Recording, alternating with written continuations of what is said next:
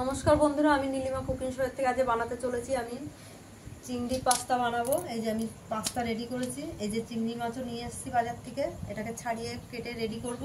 আর এই যে বিনস, এই ক্যাপসিকাম নিয়ে এসেছি, বিনস পাইনি, আমি একটু বটবডি নিয়ে এসেছি, দেশি বটবডি, এটাকে কেটে ছোটো ছোটো করে দিয়ে দেবো।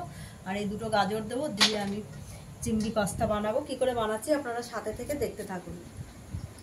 আমি সবজিগুলো কেটে রেডি করছি, কেটে রেডি করার পরে আপনারা দেখে নেবেন। বন্ধুরা, আমি কড়াই বসিয়ে দিলাম।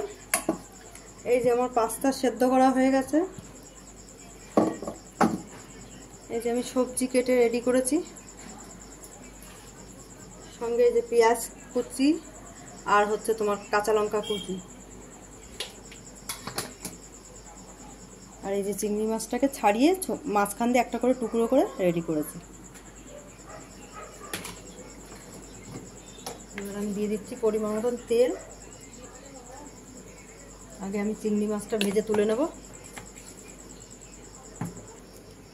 হয়ে গেছে আমার তেল গরম, আমি দিয়ে দিলাম চিংড়ি মাছটা তেলে। যা হয়ে গেছে আমি দিয়ে দিচ্ছি গাজরগুলো।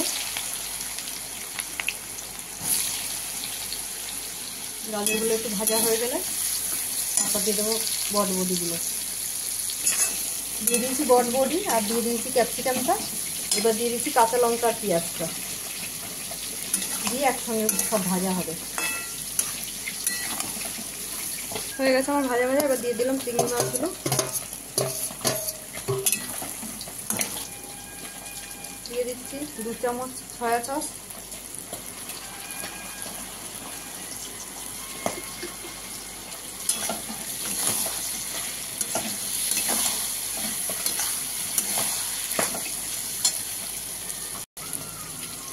দিয়ে দিচ্ছি পাস্তাগুলো আস্তে আস্তে সব।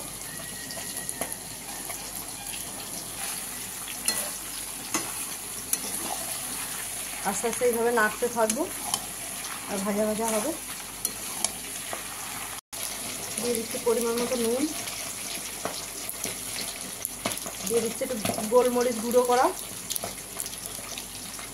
করবো এইভাবে নেড়ে এটাকে ভাজা ভাজা মতো করবো। সেই পরিমাণ মতো টমেটো সসটা এবার দিয়ে ভালোভাবে নাড়াচাড়া করছি।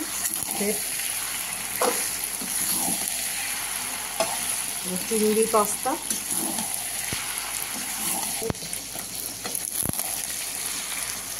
হয়ে গেছে বন্ধুরা, আমি এবার বন্ধ করে দিচ্ছি গ্যাস। আমার পাস্তা রেডি।